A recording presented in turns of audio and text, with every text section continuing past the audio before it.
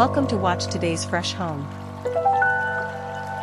As its own moment in the landscape, Boathouse sits as a purpose-built addition to a family home in southern Tasmania. Maguire Devine Architects draws from the natural and texturally rich surrounds to propose the addition as a standalone retreat space upon the water.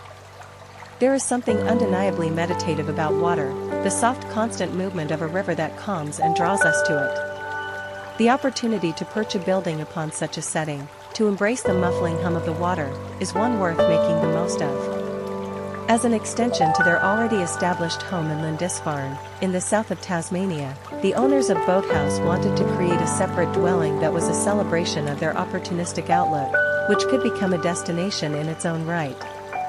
Taking inspiration from the removed setting, Maguire Devine Architects bring the familiar gable form to sit along the water unobtrusively, while opening generously to the river to the north.